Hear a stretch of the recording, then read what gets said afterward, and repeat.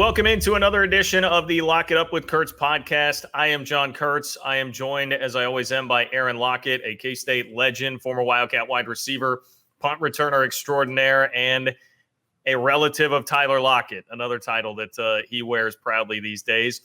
We appreciate the help of everybody that's involved here in bringing you the show, including 360 Vodka and Holiday Distillery.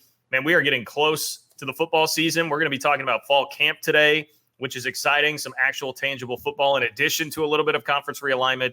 But that means that it's time to go tailgate again, which I know for a lot of people, I hear from so many people asking me about, like, hey, things going to be okay attendance-wise at the stadium. Right now, been told nothing to the contrary of that. So you can get back and fire up the tailgates, and when you do, make sure that you bring your 360 vodka. Those guys are awesome, and it is great stuff, very versatile. You can do a lot with it, whatever it is that you prefer. If you're trying to take shots, if you're trying to make some cocktails, I don't know what your style is. Maybe it's going to be both if you're just excited to get back to Bill Snyder Family Stadium. But check out 360 Vodka.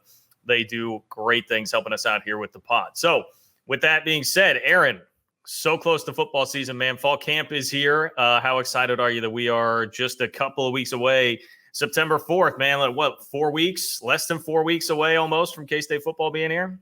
I think it's almost 22 days. I just got pinged on Twitter, and I saw, because it's 22 days, I saw a highlight of myself. I saw a highlight of Deuce, and shout out to all the 22s. So Dante Barnett and all the guys, Jimmy Dean, all the guys that wore 22 through K-State. It's definitely got a brand of its own. And so they talk about the sevens, and I get it, quarterbacks and Collin and Bishop and Skyler, but 22s got a brand of his own as well. It does. You rattled off a lot of names there. I was like, man, Jimmy Dean, that's a good pull. I always remember the Cotton Bowl. I think he caught that Hail Mary at the end of the first half of the Cotton Bowl way back in the day.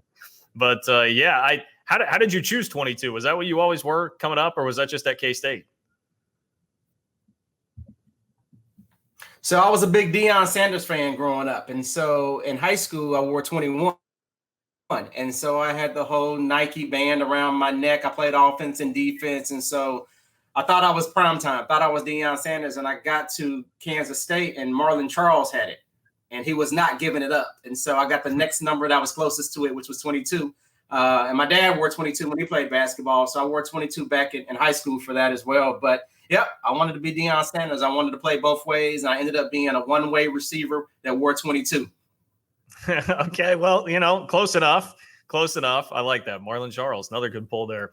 All right, some K-State nostalgia to get this fired up. Fall camp is in swing for these guys now. We talked to Chris Kleiman on Tuesday of this past week, and then the offensive coaches on Wednesday. So I have a pretty good sense of where things are at offensively. And generally, I think there's, at least to me, less optimism about the defense right now. Just some more holes, some more question marks on that side of the ball. But before we dive into some of the details of that, there are 3 or 4 practices in here at this point. And I know I've seen some of the players on social media kind of making light of the fact of just like how much of a grind this fall camp can be. And it sounds like the energy, effort, intensity of the offseason into fall camp has been on a different level this year, in part because of Tremaine Carroll, who's the new strength coach that K-State has had in there. Just, Aaron, describe to us what the grind of a fall camp is like. I mean, I know you were under a different coaching staff and it was a different time, different rules as far as what it was that you could do practice-wise, but how difficult of a time is this for players? Well, it's one of those times where you try to figure out, how do I make it through, right? You try to prepare the whole off season to make sure that when it's time to go to two-a-days, you know what's going on and fall camp is here. And the reality is you can't prepare for it. You just got to go in there and the hype is there. So people want to play well so bad and they want to earn their positions that, you end up stressing your body out. So you've got to be diligent about, how you preserve your legs. You got to get in the ice tubs. You got to make sure you get your massages. And honestly, 24 hours in a day just doesn't seem long enough. Like when practice is over, after watching film, getting back to the dorm room, eating dinner, before you know it, it's time to go to bed. And then you wake up at 5:30 a.m. and you do it again. So it is definitely a grind. I think the first 10 days, you're just trying to get through, right? They're trying to implement all the new offenses and defensive and put their wrinkles on it. But for the most, try to see if everything you did in the summer, right? You bulked up, you put all this weight on, you've got this new mass. Does it work when you go to fall camp? Because that's what's the telltale of, did you do the right things in the summertime? And you really just want to win your position. And everybody's coming in competing. There's new faces, there's new opportunities. And so it becomes stressful across the board. And so you see a lot of injuries that happen in fall camp, but if you can make it through, then you've got opportunity to have a great season. I saw Mike DeVito and Jeff Allen on one of the other podcasts here on the KC Sports Network talking about the conditioning test when they got to NFL training camp, right? What was the Bill Snyder conditioning test that you guys had to go through? It was a 300-yard shuttle. So, yeah, it was a 300-yard shuttle, 60 yards, 5 ways, right? So you run down, you run back, and the whole team is cheering you on. What's ironic about that is I've always been one of the faster guys on the team, if not the fastest, and I struggled every year during that just because I'm not a long distance runner, I'm a sprinter. And so I would run 60 yards, and you got to touch the line, run back 60 yards, and I would just be like, you got to be kidding me.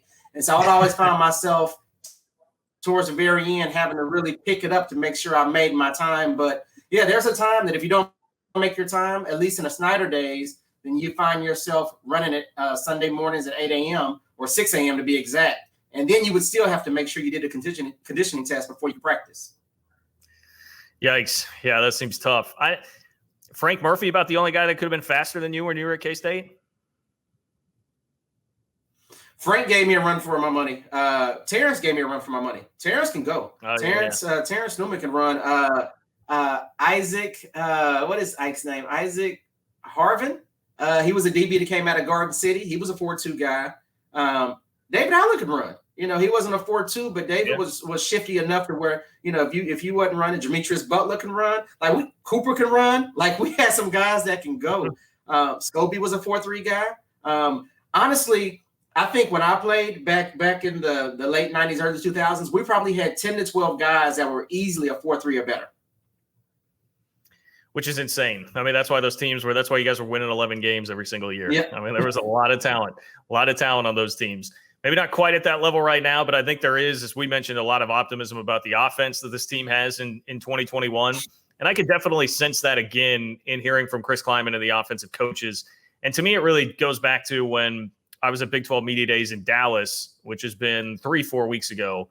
That was when I first started to hear from Chris Kleiman just how pumped he seemed to be about the offense. Now he's somebody that he'll gas up his players quite a bit. He's very much a player's coach. He wants to say a lot more of that in the media than what Bill Snyder did.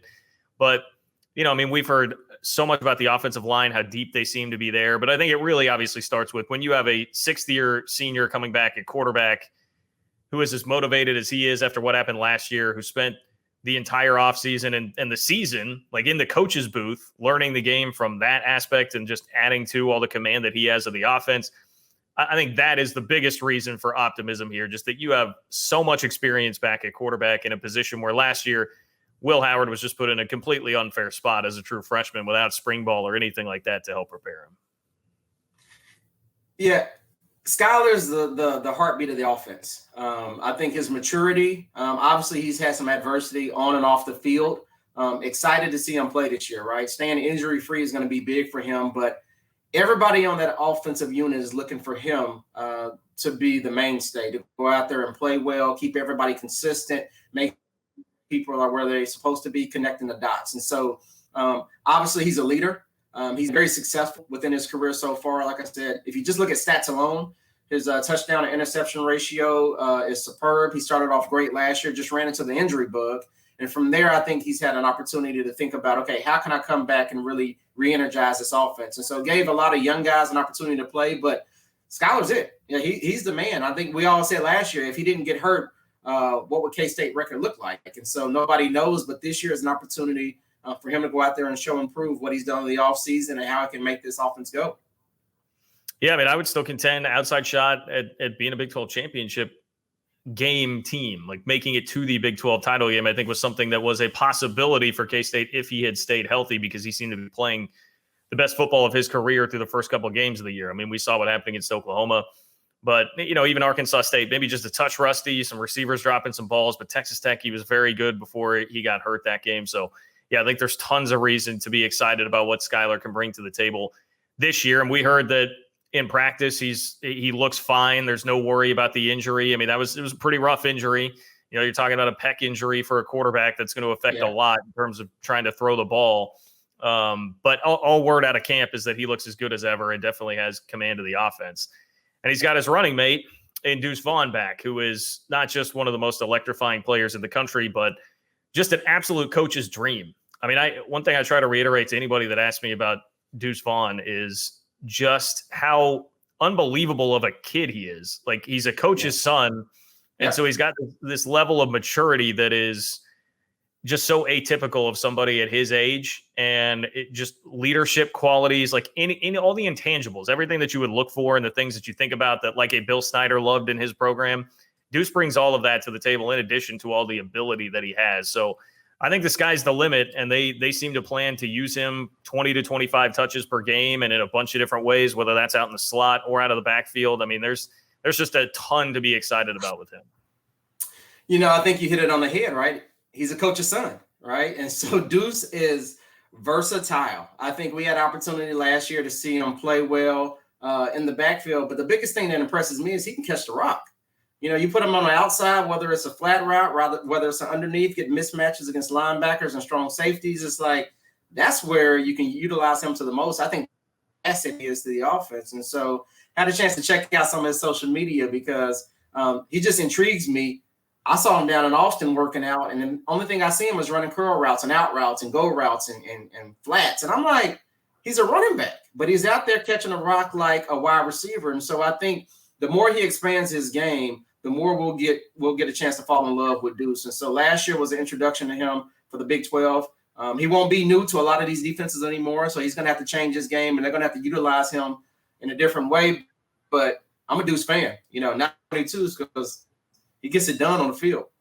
Yeah, well, and I love the point about the versatility. I love hearing that you're seeing him work out and running all those routes because use him as a receiver as much as you can. This team has been kind of lacking in consistent production from the receiver room for the last couple of years, and a lot of that has been health-based. But whatever you can do to utilize that weapon as much as you can. And I think it goes hand in hand with the fact that it's Courtney Messingham's third year as the offensive coordinator, but it's really only his second year having the full complement of what it is that he wants to do, because last year COVID affected how much they could be meeting and practicing.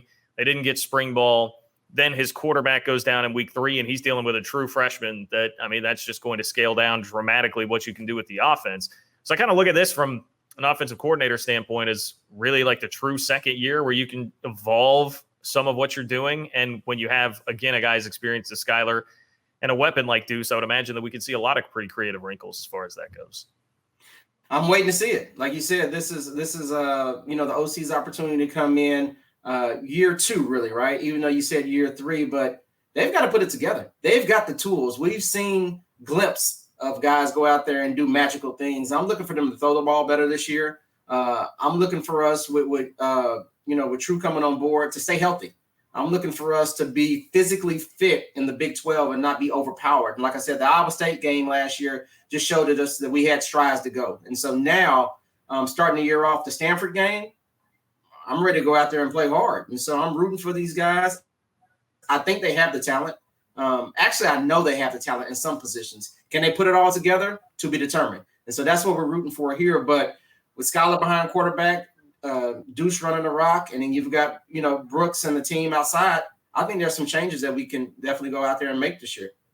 Yeah, and Phillip Brooks will be relied upon quite a bit. I mean, he can be a pretty steadying force at receiver, and he's a name that doesn't get brought up a whole lot just because I think he's overshadowed by Deuce. And then at receiver, we're always talking about Malik Knowles, and to me, he's been, in a weird way, one of the focal points of the offense for a couple of years now. And I say in a weird way because he hasn't really been healthy and out there all that much.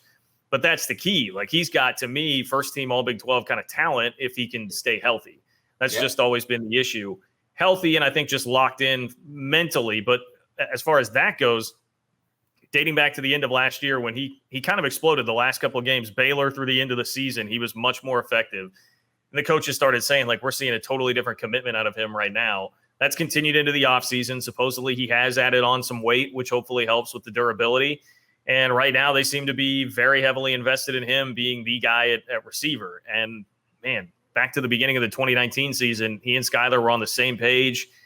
And that was a really tantalizing combination to watch. I have very high hopes, but cautious optimism, I think, for Malik with just how we've seen how much he's been injured throughout his career heading into this year. Yeah, I mean, Malik has what you call God-given talent, right? And it's not just the physical attributes, right? Being a 6'2", 6'3" guy, flat out can fly. You know, if you've seen him back there as a kickoff returner, take it to the house, and so he's electrifying. And so they need to find a way to get the ball in his hands, whatever it is, right? We used when I played, we his hands, let him showcase his talent. And so I think one of the things you need to do with receivers, especially younger receivers, is you got to build their confidence, right? They got to know that they're going to be part of the offense. You can't wait to the end of the first quarter or midway through the second quarter to get them a touch. You get them a touch early, right? If it's just raising up and throwing the ball. And so as I talk to a lot of receivers that play the game, whether it's college or pro, everybody get involved early. You want to get that early hit out the way. So you say, okay, I'm ready to go. Here we are. And so they've got to be intentional about making sure they get Knowles and they get Brooke. Give all of these guys touches early so you know what you're working with, because you never know who's going to have a great game and who's going to have an exceptional game. And so until you get the ball into their hands, you don't know that. But you've got to do that early and often. So those 15 scripted plays that most people have, you've got to make sure you use your key players when doing that. Yeah, I very much agree. I think Malik is somebody that when you get him the ball early in the game, get him in the flow of the offense, it makes a big difference. And he's not the only weapon. I mean, the guy that I hear a lot about is Daniel Amaterbebe, who's a transfer tight end. He's been around a lot of places, Florida, USC, most recently Illinois. His brother just got taken in the NFL draft.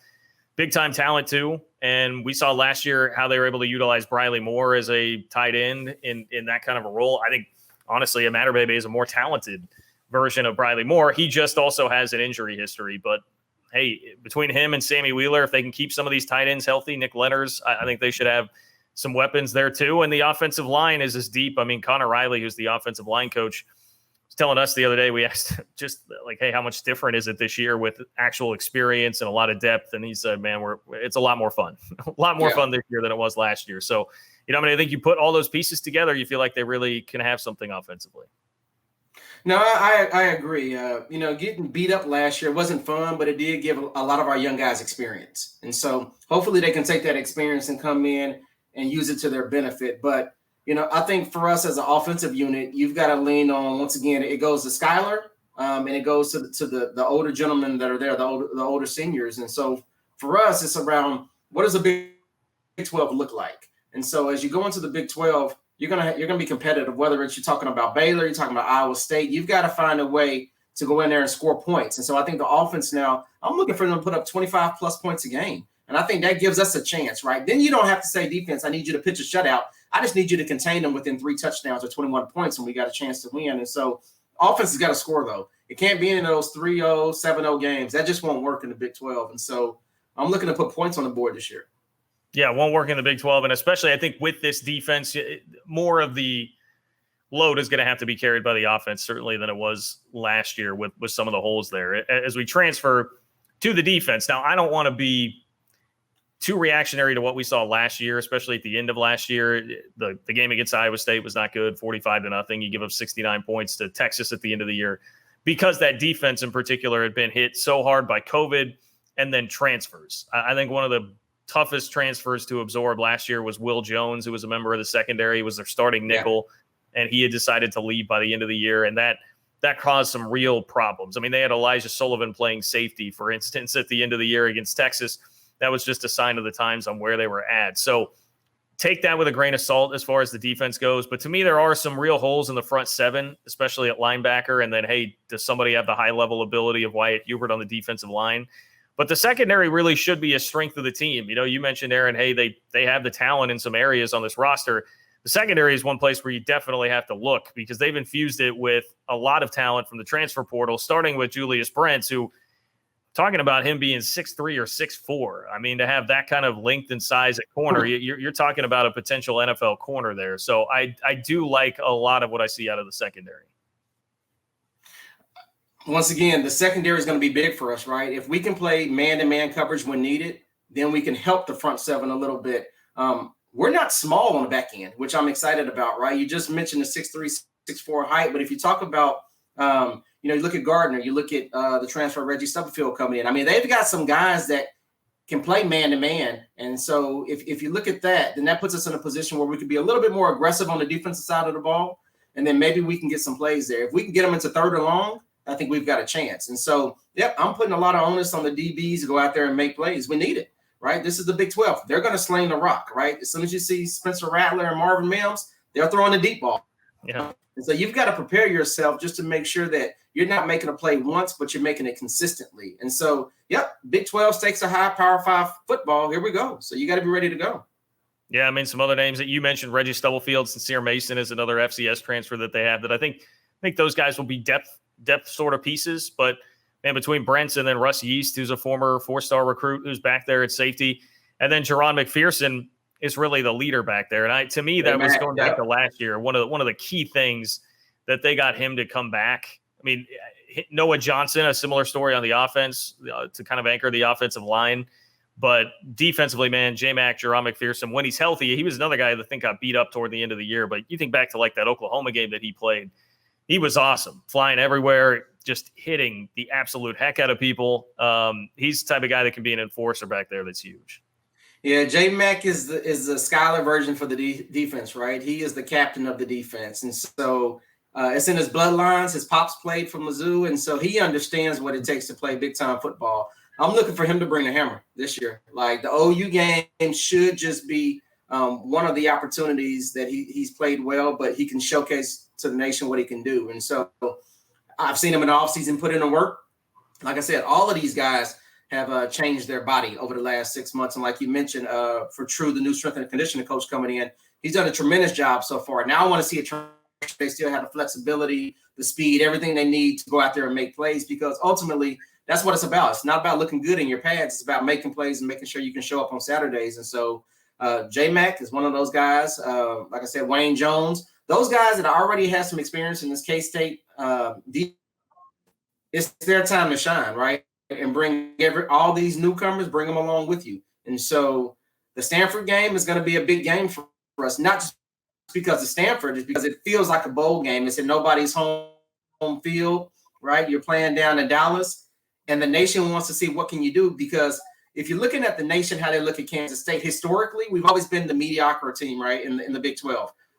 You've always been one of those teams where, you can be a top 25 team or you can be out of the top 25. And for us, I say we've always had the talent. It's just about putting that consistency together. And so we can come out there and play well on the first game. I think it's going to raise a couple of eyebrows for this year. The Stanford game means a lot because it has been a long time since this team won.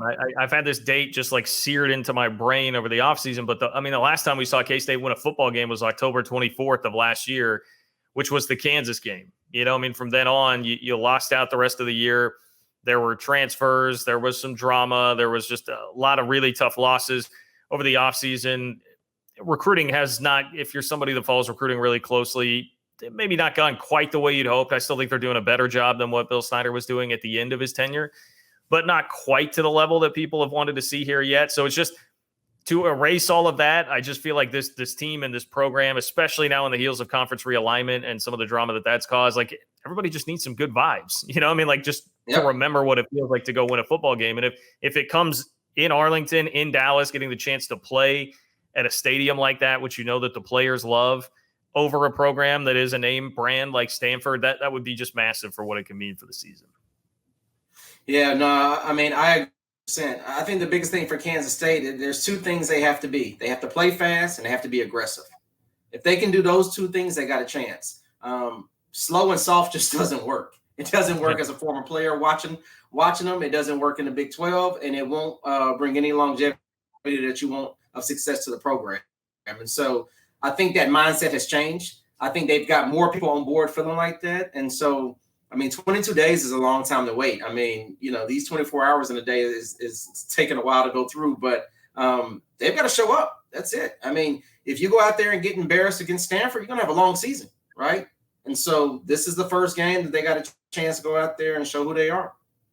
Yeah, tough beginning of the stretch of the season. Nevada will be really tricky too in the non-con, and then you've got Oklahoma State, Oklahoma, and Iowa State to start Big 12 play. So it gets pretty hairy pretty quick there. But to your point about playing physical, everything I'm hearing right now is that, one, the attitude in the locker room is much different than it was last year, just much more committed. I think they got everybody locked in and dialed in after some of the things that happened. And then, two, man, I've been hearing at practice, like it's been real physical, almost too physical to the point where they're having to back them down a little bit. So, if you're a fan of playing that way, it seems like things are going pretty well in that direction right now. Now, off the field, conference realignment front, I know everybody still wants to know about that and what's happening there. Just to pass along some updates that have happened in the last week plus since we last did the show here. Gene Taylor, K-State's athletic director, came on my local radio show, and he said he would be shocked if anything else happens the rest of the year. So I think that would be the main message I would preach right now, is just that everybody is going to have to be patient and kind of wait it out here at this point, which is not really what anybody wants to deal with, but it's just the unfortunate reality right now that it's going to take some time for all of this to materialize. And that sentiment's been echoed by like Max Olson, for instance, who writes for The Athletic that we had on the show. He's as sourced up as anybody in the Big 12, and he's saying the same thing. Probably not going to see anything happen for right now. And look, Bob Bowlesby, the Big 12 commissioner, did meet with the Pac-12 commissioner for 6 hours. So that was a substantial meeting, and maybe something eventually develops there long term. But I think right now everybody feels like there's some time to catch your breath and decide whether the best move for the Big 12 is going to be do something with the Pac-12, link up there, or if it's going to be stay back together and add other teams. I don't think anybody is going to get an invite.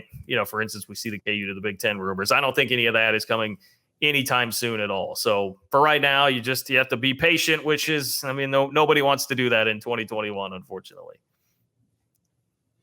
Yeah, I think for us, it's one of those situations where everybody's doing their due diligence. I think the presidents are doing the right thing, is trying to say what opportunities and options do we have? Do we stick together? And if so, make it work. I would like to see them stay together, right? There's a big fan base for the Big 12. I think it just makes sense. But once again, it has to make sense for all the schools. And so make sure that you know your options and you go out there and do that. But for the players, I don't think they're worried about that right now. I think they want to play football. And so, as you mentioned earlier, this is the best time to put the best product on the field. Go out there and win games and win them decisively. And then you'll kind of change the narrative around how people look at your institution or your college. And so I think that should be the motivator for the players right now. Okay, two of these teams want to leave and go to SEC. Well, let's show them when we play them what that really means to us, and let's go out there and dominate where we can.